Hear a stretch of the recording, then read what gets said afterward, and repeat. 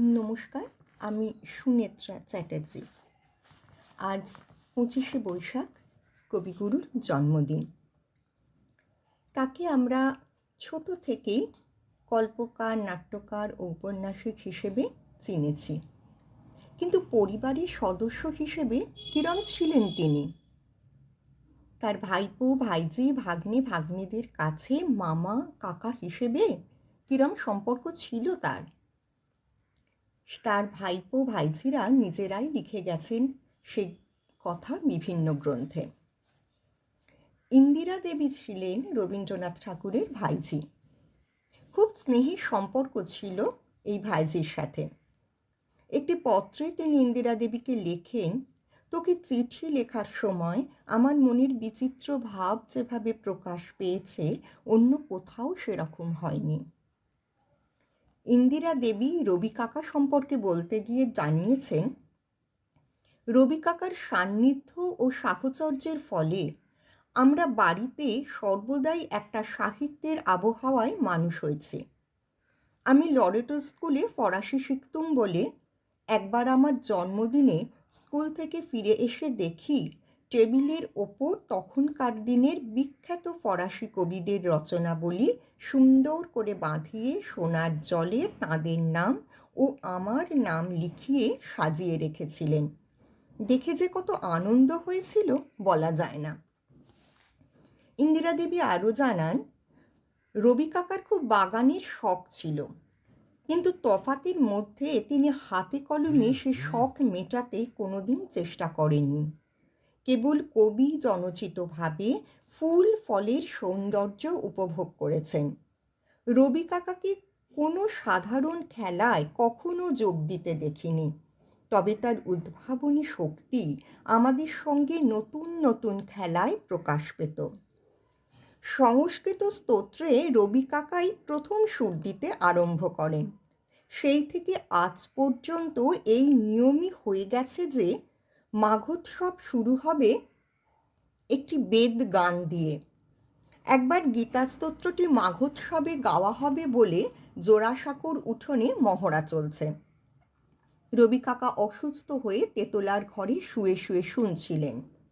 মনে আছে, তিনি আমাকে ওপরে ডেকে পাঠিয়ে এক জায়গায় সুরটা ঠিক করে দীর্ঘ হ্রস্ব উচ্চারণের সঙ্গে মিলিয়ে বসাতে বলে দিলেন।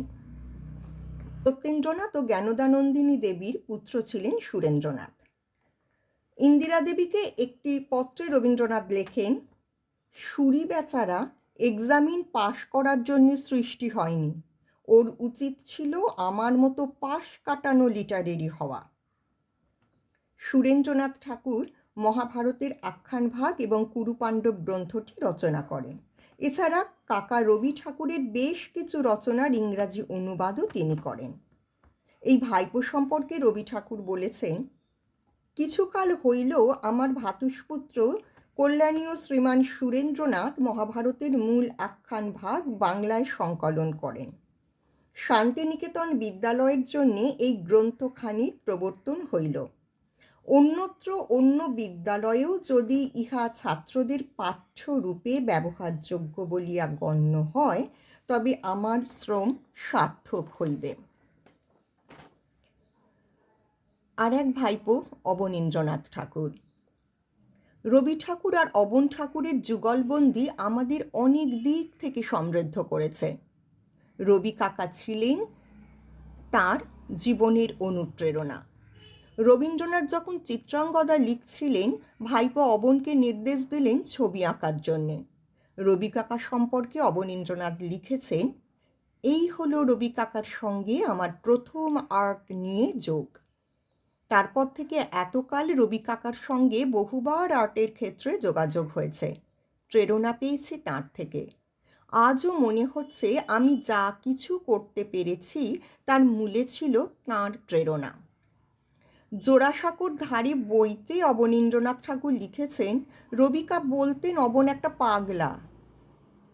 রবীন্দ্রনাথ একবার ঠিক করলেন অবনীন্দ্রনাথ ঠাকুরের জন্মদিন পালন করবেন, কিন্তু তাতে অবন ঠাকুরের মত নেই। রবি ঠাকুর নন্দলাল এবং রানীচন্দ্রকে ভার দিলেন জন্মদিন পালন করার সব ব্যবস্থা করার জন্যে, কিন্তু কেউ অবন ঠাকুরকে রাজি করাতে পারলেন না। শেষে রবি ঠাকুর নিজে গেলেন অবন ঠাকুরের কাছে। বললেন, অবন, তোমার এতে আপত্তির মানে কি? দেশের লোক চায় কিছু করতে, তোমার তো তাতে হাত নেই। বাধ্য বালকের মতো অবন ঠাকুর রবি কাকাকে বললেন, তা আদেশ যখন করছো, মালা চন্দন পরবো, ফোঁটানাটা কাটবো, তবে কোথাও যেতে পারবো না কিন্তু। কাকা ভাইপো মিলে জোড়াসাঁকোয় গড়ে তুলেছিলেন খামখেয়ালি সভা। অবন ঠাকুর লিখেছেন, এই খামখেয়ালির যুগে আমাদের বেশ একটা আর্টের কালচার চলছিল। নিমন্ত্রণপত্র মজার ছিল। একটা স্লেট ছিল, সেই স্লেটটিতে রবি কাকা প্রত্যেকবার কবিতা লিখে দিতেন। স্লেটটি সভার সভ্য ও অভ্যাগতদের বাড়ি বাড়ি ঘুরত। এই ছিল খামখেয়ালির নিমন্ত্রণপত্র। যে ভাইপোর জন্মদিন রবি কাকা সাড়ম্বরে পালন করেছিলেন 1941 সালে, ভাইপোর জন্মদিনের দিনই 7ই আগস্ট তিনি পরলোক গমন করলেন। সরলা দেবী ছিলেন রবি ঠাকুরের দিদি স্বর্ণকুমারী দেবীর মেয়ে, অর্থাৎ রবি ঠাকুর ছিলেন সরলা দেবীর মামা। মামা রবীন্দ্রনাথ সম্পর্কে তিনি বলেছেন, মেজমামি বিলেত থেকে ফিরে আসার পর জন্মদিন বলে একটা ব্যাপারের সঙ্গে পরিচয় হলো আমাদের।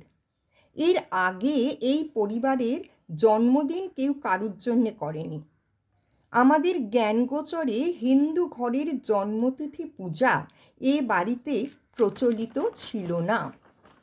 তার কারণ প্রতিমা পূজার সঙ্গে সব রকম পূজা এ গৃহে বর্জিত হয়ে গিয়েছিল। কোনো পুরনো পার্বণই আর টেকেনি। রবি মামার প্রথম জন্মদিন উৎসব আমি করাই। তখন মেজ মামা ও নতুন মামার সঙ্গে তিনি 49 নম্বর পার্ক স্ট্রিটে থাকতেন। অতি ভোরে কাশিয়াবাগান বাড়ি থেকে পার্ক স্ট্রিটে নিঃশব্দে তার ঘরে তার বিছানার কাছে গিয়ে বাড়ির বকুল ফুলের নিজের হাতে গাঁথা মালা ও বাজার থেকে আনানো বেল ফুলের মালার সঙ্গে অন্যান্য ফুল ও একজোড়া ধুতি চাদর তার পায়ের কাছে রেখে প্রণাম করে তাকে জাগিয়ে দিলুম। তখন আর সবাই জেগে উঠলেন। পাশেই নতুন মামার ঘর। রবির জন্মদিন বলে একটা সাড়া পড়ে গেল। সেই বছর থেকে পরিজনদের মধ্যে তার জন্মদিন পালন আরম্ভ হলো। আজও 25শে বৈশাখ তার জন্মদিন আমরা পালন করছি। কবিগুরুর চরণে রইল আমার শত কোটি প্রণাম। তারই একটি গানের মধ্য দিয়ে আজ তাকে শ্রদ্ধা জানাচ্ছি।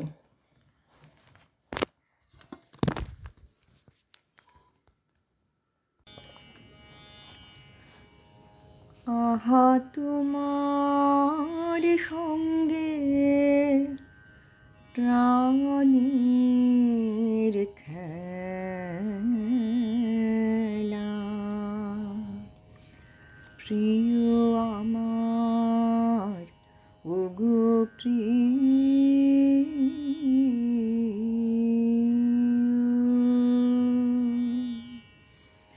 বড় উতলা আজ পরাণ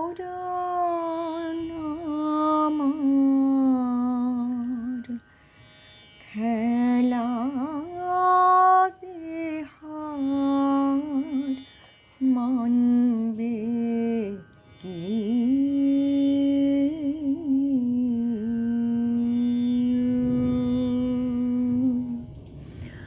আহা তোমার সঙ্গে প্রাণীর খেলা,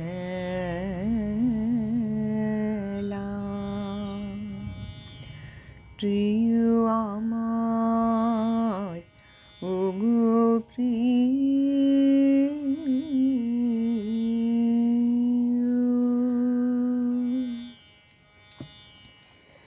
কেবল তুমি কি গো এমনি ভাবে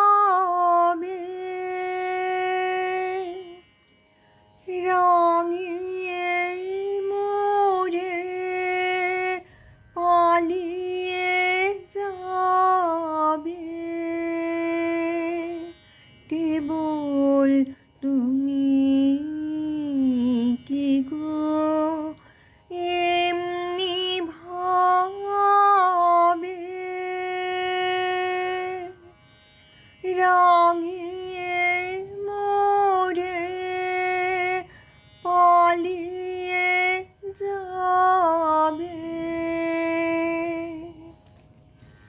তুমি সাধ করে নাথ ধরারি আমার রং বক্ষে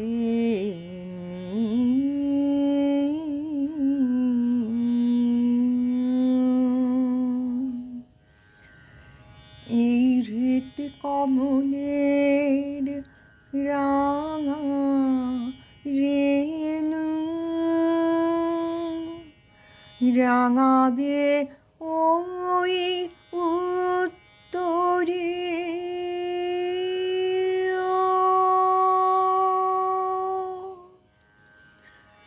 আহা তোমার সঙ্গে প্রাণের খেলা,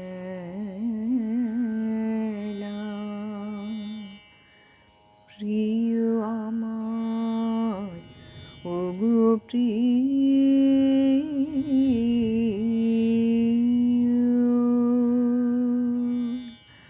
বড় উতলা যে পরাণ আমার, খেলাতে হার মানবে কি,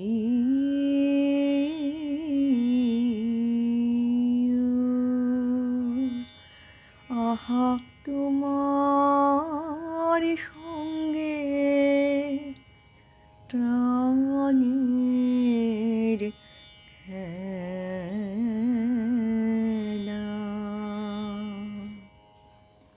প্রিয়